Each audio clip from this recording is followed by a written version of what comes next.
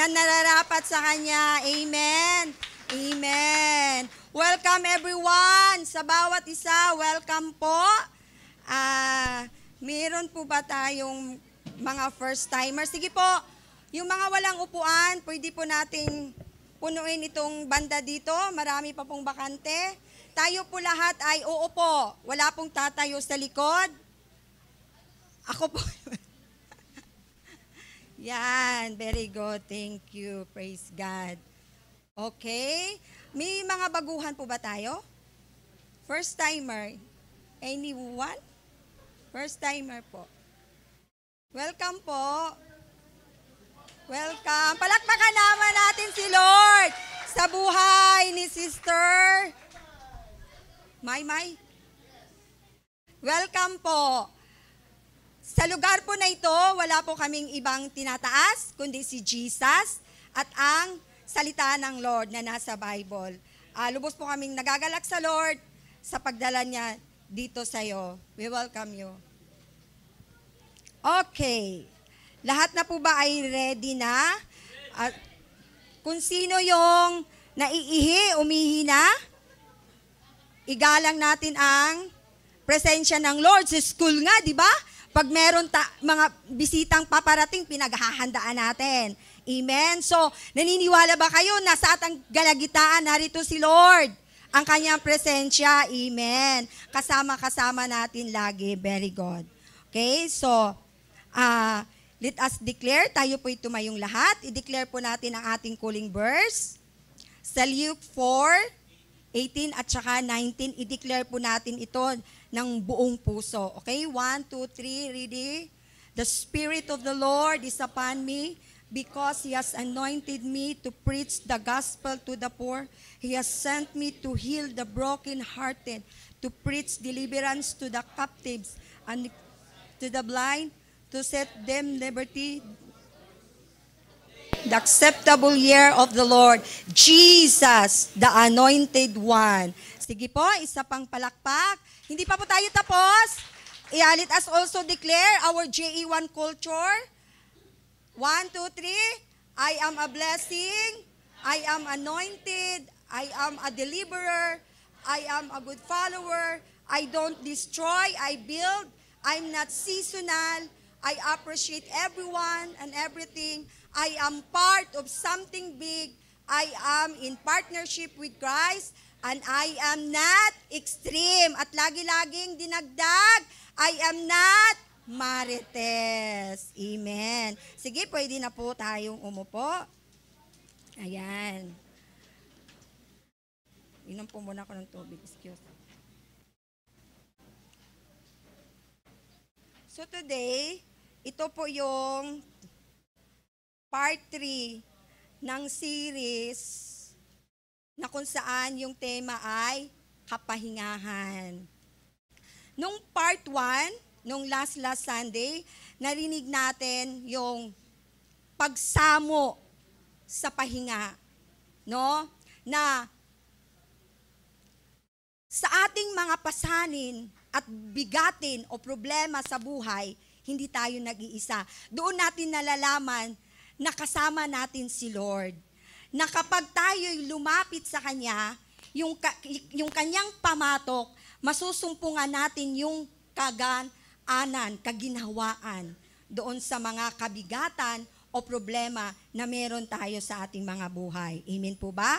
So, sa pangalawa naman, na last Sunday, na mas lalong naging malinaw sa atin ngayon, mas lalo nating unti-unting naging malinaw ang pagkakilala natin kang Jesus na ang buhay pala natin ay hindi isang karera, no? Hindi isang paligsahan, no? Kaya pala tayo napapagod sa paglilingkod kay Lord, no? Nauumay, nagsasawa just because akala natin yung journey ng buhay natin bilang mga mananampalataya, akala natin paligsahan. So hindi pala. Doon natin napag-alaman na we need to sit down before the presence of Jesus Christ. Amen? Tama po ba? So, yung tema po natin or yung text na ginagamit sa ating tema about sa kapahingahan ay sa Matthew 11:28-29. So dito po, basahin ko po ulit. Sige, basahin po natin. Tayo pong lahat ay magbasa.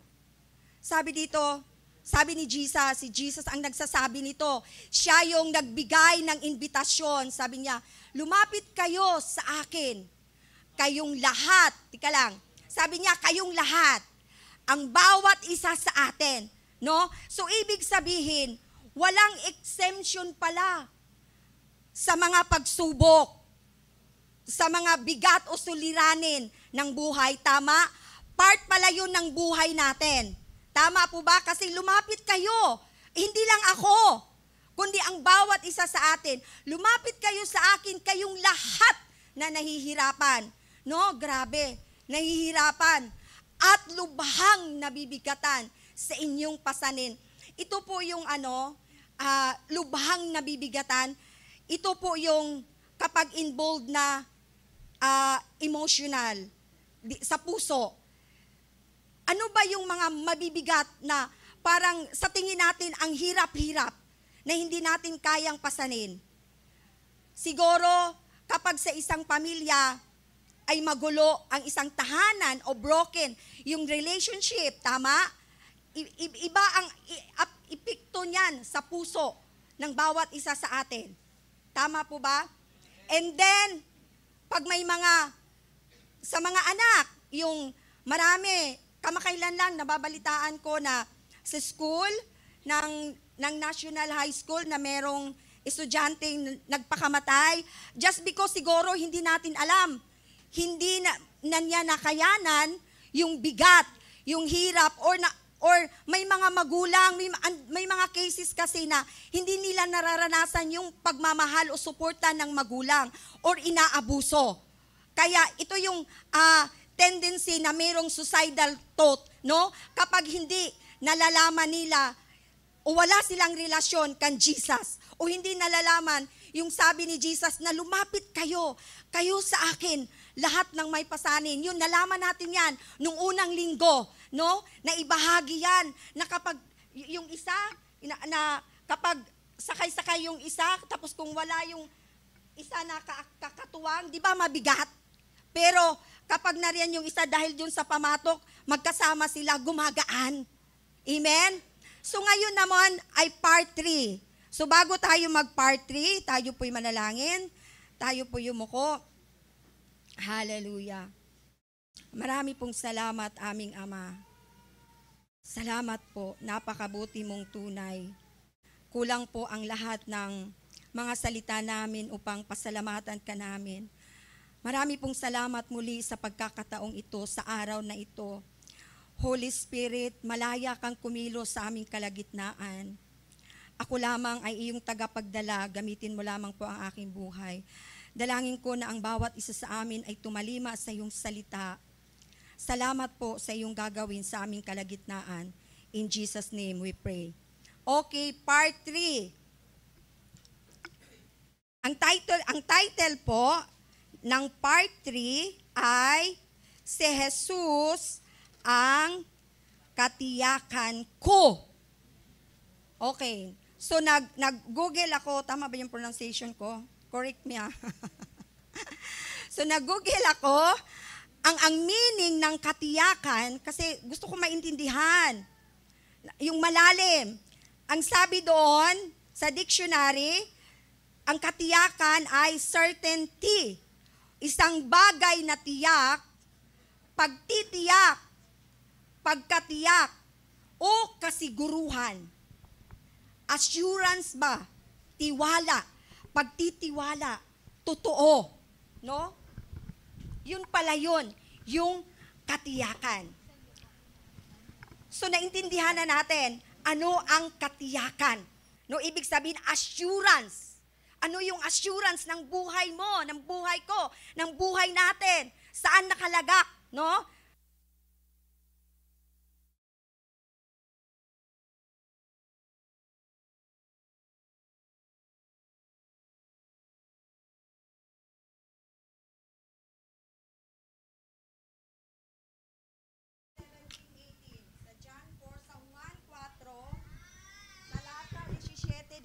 verso. Salamat. Okay, basahin po natin.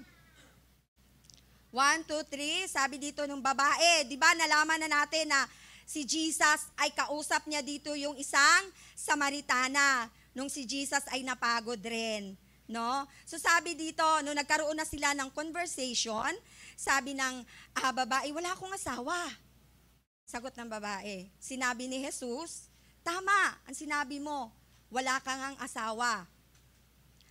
Verse 18, sapagkat 5 na ang iyong naging asawa, at ang kinakasama mo ngayon ay hindi asawa. Totoo nga ang sinasabi mo. So sabi niya, totoo. Tingnan natin, bakit kaya, ano sa tingin ninyo, ang isang babaeng Samaritana ay palipat-lipat ng karelasyon.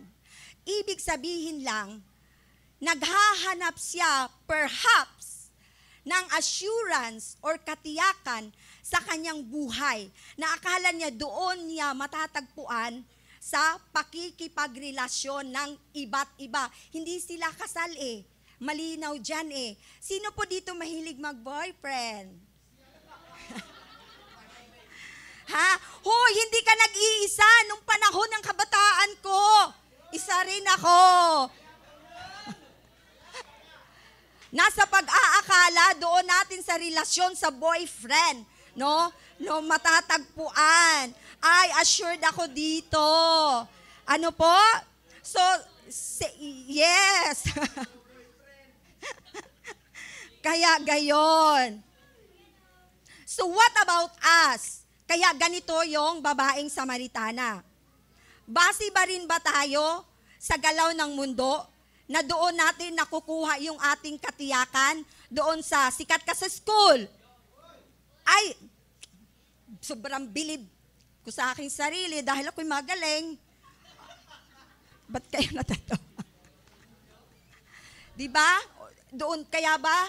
Doon na lang natin inilalagay yung ating assurance? Ha? Guys, mga bagong henerasyon dyan, gwapo ako. Maganda ako. Lagi nga akong kinukuha sa loob ng school Kaya kahit saan ako, no? Ano pa? Yung lakas natin. Malakas ako. Iba ang lakas ko. Mayaman kami, mayaman ang magulang ko. May sasakyan kami, may negosyo kami. Buo ang pamilya namin. Wala kaming utang, kayo lang. Ha? Sa trabaho, okay ang trabaho ko. Stable are. Doon nakalagay yung ating assurance. I just want you to share the testimony of Joros Gamboa. Kung sino pong batch ni Joros Gamboa dito. Kasi ang kabats ko ay mga ala Richard Gomez Ha? Ano, sinong tatalo doon? Ayan, sinong kakilala niyan? Yun si Pastora, batch ni Pastora. Gwapo, di ba? Gwapo. Alam mo, nakakilala na pala siya sa Lord. Kahit sa social media talagang nag-share siya, no? Hindi ko lang inano yung video niya. Alam po ba ninyo, sabi niya, siyempre sikat. Yung usual na lagi nating naririnig, karamihan, na sikat, may pera, maraming chicks. No? Wala yan dito. Meron ba? Gwapo, malakas, maangas. Pero sabi niya, ang lahat ng ito, even daw sa sexual life, even marami pang babae, kahit siya hinahabol ng mga babae, syempre may pera nga, ang lahat ng ito, hindi yan magbibigay ng kasiguruhan, ng assurance, ng katiyakan. Bakit? Empty pa rin. Empty pa rin. Tama ang sinabi ng Bible. Kasi bakit kahit anong gawin natin sa ating mga buhay o sa sarili nating kaparaanan, kasi minaririnig ako, kasi itong buhay natin, may part dyan na pag wala si Jesus Christ, wala talaga yung assurance. Empty talaga yan. At maliwanag na sinasabi, kung hindi po ako nagkakamali, sa Matthew 5:18, sabi mismo doon ni Jesus, si Jesus ang nagsasabi langit at lupa, lahat yan mawawala. So ang mga bagay pa ba yan na tinatangkilik natin na doon tayo kumukuha ng kasiguruhan at katiyakan? Hindi pa? Ay langit at lupa nga. Ano bang meron sa lupa? Di ba itong fame? Yung mga binabanggit natin a while ago, tama? Lahat yan, hindi yan magbibigay sa atin ng assurance. Why? Dahil ang buhay nga ay nahalimbawa ng Biblia katulad ng isang hamog. Di ba dito sa Batangas, sa mataas na kahoy, pag taglamig, lumilitaw yung hamog. Maya-maya wala na. Ganun lang kadali. Hindi tayo maaaring doon natin ilalagag ang ating katiyakan. At katulad din ng isang halaman o bulaklak na tumubo doon sa parang, maya-maya wala na, patay na. Ganun po ang tunay na kalagayan nating mga tao. Hindi tayo makakakuha ng tunay na seguridad o katiyakan sa mundong ito. At kanino? Bakit kaya kanino tayo kukuha ng katiyakan? Amen? Tama, very good. Kasi siya yung ating creator. Next po daw. Please, thank you. The one who only give us the katiyakan or assurance, the one who create us. Of course, sa Kanya lang natin matatagpuan yung katiyakan sa buhay, sa presensya ni Jesus. Kasi siya yung may likha sa atin. Siya yung may-ari ng buhay natin. Siya yung source ng buhay natin. Siya yung nagbigay ng buhay natin. Siya yung nagbigay ng kung anong meron tayo. Siya yung source ng ating buhay kasi He is our Creator. Malamang siguro, but in the long run, masasabi mong, ay, tama. Sa ngayon, lalo na pag tayo'y bata-bata pa, ako nga, ako'y bata-bata pa rin naman ngayon, bata ang height. Maraming mga realization. Nakakatuwa si Jesus. So, matatagpuan lamang talaga natin sa ating Creator. Amen? Na si Jesus Christ. Sunod po, basahin po natin sa Santiago 5:13. Sige, sabay-sabay po tayo. 1, 2, 3.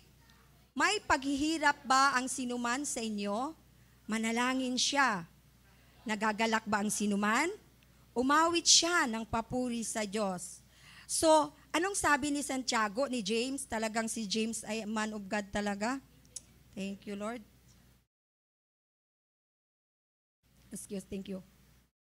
So, kung nahihirapan pala tayo, bakit hindi tayo manalangin? Sabi doon, manalangin. Ano ba ang panalangin? Ang panalangin ay pakikipag-usap natin sa Diyos. Ang sarap pong manalangin. Ibang klase po kapag nag-plug in tayo sa pagpipray. Kaya iniimbitahan ko po ang lahat. Wala pong exempted ha. Bata, matanda. Bukod po doon sa mga personal prayers, meron po tayong APG at tuwing Friday. At meron po tayong everyday prayer works. Inaanyayahan ko po, ini-invite ko po ang lahat ng mga adults. I encourage you to join us in our prayer works every day. Kontakin lamang po ninyo si Pastora Raque. Kasi, sabi doon, ang sino mang nahihirapan ay manalangin. Why? Kasi kapag nagpipray tayo, doon tayo nakakasumpong ng katiyakan o kasiguruduhan doon sa mga paghihirap na meron tayo. Kasi after na tayo'y magpipray, we are fully restored. We are hopeful again. Nabubuhayan tayo muli. Kasi nananalangin tayo. Amen? So kapag tayo na may nagagalak, anong gagawin? Ibigay natin ng tudutudong pagpupuri at pasasalamat. Hindi ako naniniwala yung nagagalak sa presensya ng Lord. Kung magpuri yan, rejoice in the Lord. Dapat ganon. Buong puso, buong lakas. Kasi nagagalak siya sa piling ng Panginoon. Amen? So ngayon, magbago-bago na ang ating pagsamba at pagpuri sa Lord. Ibibigay na ba natin ng tudo? Bakit? Kasi siya yung ating katiyakan.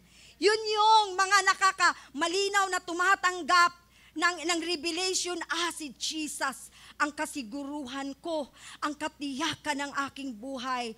Kaya ako na may sobrang nagpupuri. Kasi i-reveal yan sa iyo at sa akin. Amen? So, ang sunod po. So, dito, ito pa pala. Sa Lord, una, lagi lalapit. No? Hindi sa tao. Laging una sa Lord. Laging pray muna. Lord, pag after, kanino ko po ito ihingi ng counsel o itong aking mga dalahin o itong mga agam-agam ko sa buhay. Katulad nung nangyari sa akin, last week, grabing mga challenge o hamon, and then, iba yung kagaanan nung may nag-pray sa akin. Nung nag-pray ako, Lord, saan ako lalapit? And then, iba. Kaya tayo ay manalangin, and then, weapon din po kasi yung pagpupuri. Kapag bigat na bigat, yung, di ba may pagkakataon, ayaw mo lang gusto mo lang magpuri. Weapon po yan. So, hayaan mo sa yung silid o doon sa sala, nag-iisa ka, magpatugtog ka, sumabay ka, maya-maya mapupuspos ka na, maya-maya mapupuno ka na, maya-maya yung seguridad mo sa presensya ng Lord, muli makakamtan mo na naman, at muli tatahakin mo na naman yung journey natin sa relasyon natin kay Lord. Amen? So sa Lord, una lagi lalapit, hindi sa tao, o sa pera, o sa bisyo. Lalo na sa bisyo, hindi yan magdadala ng tunay na kasiguruhan sa buhay natin. Basahin po natin ulit ang Pilipos 4, 6, 7. Okay? Basa tayo lahat. 1, 2, 3. Huwag kayong mabalisa tungkol sa anumang bagay. Sa halip, hingin ninyo sa Diyos ang lahat ng inyong kailangan sa pamamagitan ng panalangin may pasasalamat at ang kapayapaan ng Diyos na hindi kayang maunawaan ng tao ang siyang mag-iingat sa inyong puso at pag-iisip. Dahil sa inyong pakikipag-isa kay Kristo Jesus. Amen. Wow. Alam po ba ninyo, nung sinulat ito ni Pablo para magbigay siya ng encouragement sa mga taga-Pilipos, ay nasa kulungan siya. Mantakin mo, nasa loob ng isang kulungan. Tapos ito yung matanggap nilang sulat na huwag kayong mabalisa. Di ba? Kapag nakakulong ang isang tao, ay balisa yan. Depressed yan. Anxiety yan. Tama po ba? Sino bang gustuhin mong ikay makulong? Pero siya inakulong dahil sa pagsunod kay Jesus. Pero alam kasi niya na ang kanyang katiyakan ay nasa kay Jesus, yung kanyang assurance. Kaya sinabi niya, huwag kayong mabalisa sa anumang bagay. No, one thing, do not worry. Huwag kayong mag-worry. Kaya lagi kong sinasabi, Jennifer, sige sabihin mo sa iyong sarili sabihin mo, magitin mo yung pangalan. Huwag kang mag-worry, huwag kang mabalisa. Hey, kasi sabi ng word, sa halip, tayo ay mag-pray. At hilingin natin ang lahat ng ating kailangan. At after noon, ang ating aanihin, yun yung kapayapaan. Alam mo, matindi kasi yung isip kapag worried tayo. Affected yung ating mental. Di ba, tama? May mga pagkakataon din, hindi tayo nakakatulog. Sino bang nakakaranas ng gayon? Ako lang ba? Kaya pag nagpipray tayo, instead na magwo-worry, hilingin natin sa panalangin ng may pasasalamat, yung kapayapaan ng Diyos ang siyang mag-iingat. sa ating pag-iisip at sa ating puso. Dahil sa pakikipag-isa kay Kristo Jesus. Take note the word pakikipag-isa, yun lamang lumalakad ng may relasyon ni Jesus. Kasi pakikipag-isa eh. So para yan sa iyo at sa akin. Amen? So dapat mas malalim na prayer ang pagdalhan dapat. Ilang taon na ba ang bawat isa sa atin? Dapat lumalalim na tayo sa ating mga prayer. Amen? At lumalalim na rin yung ating devotion sa Panginoon. Bakit kailangan? Kasi po, ang salita po ng Lord ay nagre-restore sa atin. Sabi ng salita ng Lord, sabi sa Bible, na His Word ay nagbibigay sigla at lakas. Kumbaga, mapapanghawakan talaga natin, no? Mapagkatiwalaan, may katiyakan talaga ang salita ng Panginoon.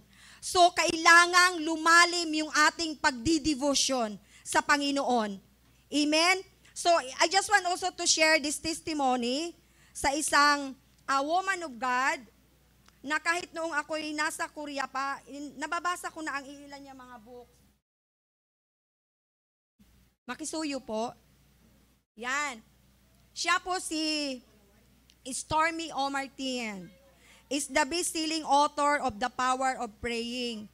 Siya ay sobrang very prayerful talaga na woman of God. Na prayerful siya bilang asawa, prayerful siya bilang ina sa kanyang mga anak. Prayerful intercessors. Ang sabi niya, there were countless times in my early walk with the Lord when I was still suffering from depression and anxiety, and I turned to His Word. All it took was reading the Bible for a few minutes. No? Nung mga bago-bago pa lang siya, yung journey niya sa Lord, yung napapagdaanan niya sa kanyang buhay, grabe yung anxiety and depression, yung discouragement. Nandoon na halo-halo ka. Kasi kapag nadidepress ka, kapag anxiety ka, nandoon na rin nadidepress ka. Yung halo-halo na, yung nadidismaya ka na, nadidisappoint ka na. Kumbaga, napapagod, kasama na yan, magkahalo, pagod ka na sa ministry, parang wala namang nangyari. Parang ang tinitingnan na lang lagi natin, ay akala natin patungkol sa atin. Tama? Di ba? Nabanggit yan last Sunday. So, siya, instead na siya'y lalayo sa Panginoon, instead na siya'y magtatanong, Biblia ang kanyang kasagutan.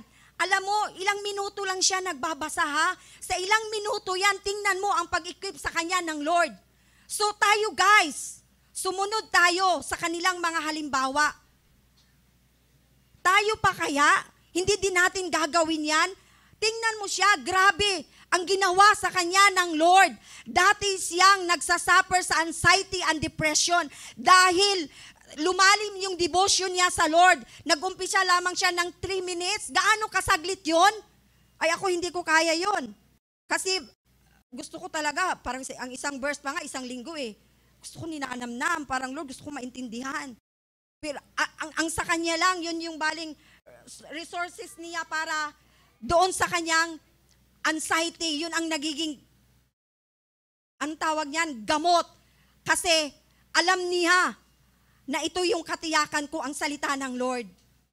So dapat lumalim yung prayer at ang devotion natin. So let us ask God na imit niya tayo sa kanyang mga salita sa araw-araw. Amen?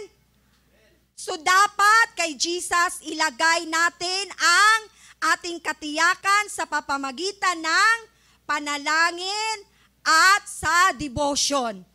Amen po ba? Amen. Praise God. Sige po, I invite everyone to stand up. Tayo'y tapos na po. Alisin po natin ang ating sarili sa paglayo sa Panginoon. In-invite ko po ang bawat isa na pumikit. Pumikit this time. I-ask natin si Lord na imit niya tayo sa kanyang mga salita na inilatag na, Lord, gusto kong maunawaan yung katiyakan. Saan ba talaga nakalagay yung aking katiyakan? Hindi ba sa'yo? Sa mga bagay ba na meron ako sa ngayon? Close your eyes. Come on, church. Close your eyes. Hallelujah, hallelujah. Habang sinasamba natin ang Panginoon, walang kasiguruhan ang mga bagay sa mundong ito. Nasa kay Kristo lamang matatagpuan.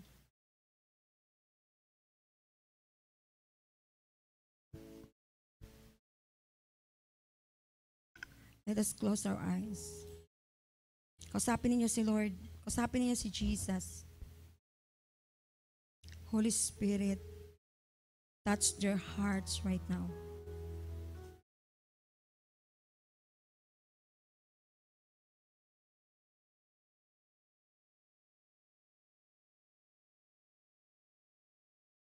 Come on, just talk to Him.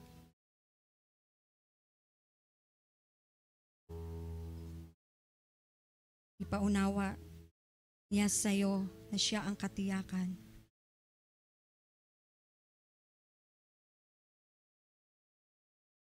Oh, Jesus. Jesus. Just close your eyes. Huwag mong pansinin yung katabi mo, church. Ask the Lord right now, the Holy Spirit, willing to minister you. It's upon the desire of your heart. Jesus.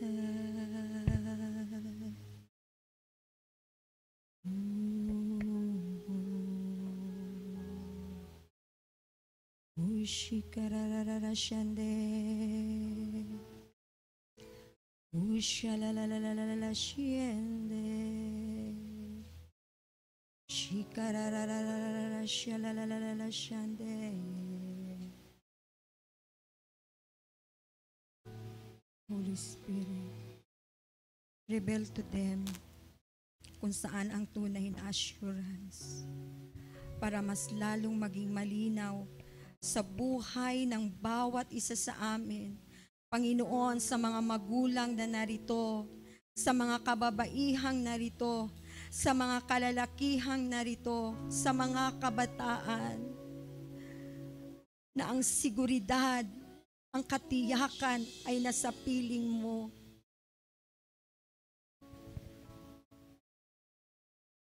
Talk to Jesus. Papasukin mo muli siya sa iyong puso. Kung sa iyong pakiramdam ay gusto mong lumayo, kung isa pakiramdam mo, ginawa mo na ang lahat, pero hindi mo siya naramdaman, now is the time, church. Ang araw ng bukas, hindi yan maging garantiya sa katiyakan mo sa kanyang presensya. Now is the time to give your life to Jesus. Surrender to Him. Open your heart. Now is the time of salvation. Heaven and earth, the Bible says, will pass away, but His word will still remain forever, eternally. Come on, open your heart.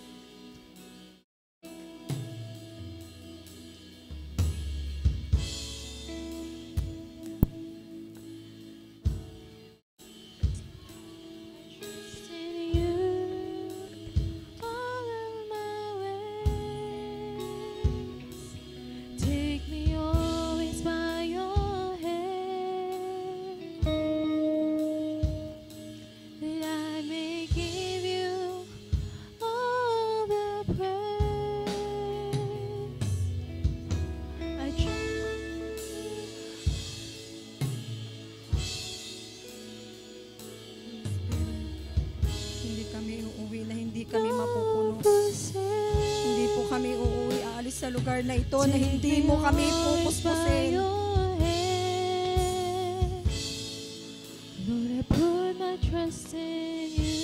Come on, let us worship the Lord once again.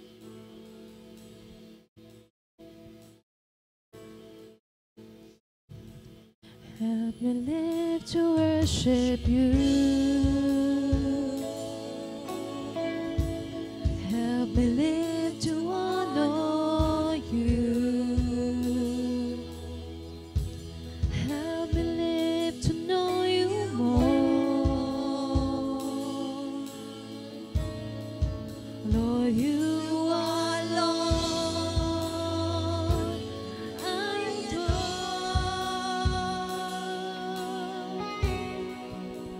Take me by your hand and lead me to your end.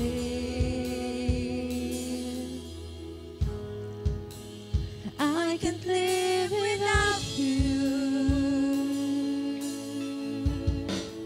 Oh Lord, I trust in you. Come on, let us worship Him.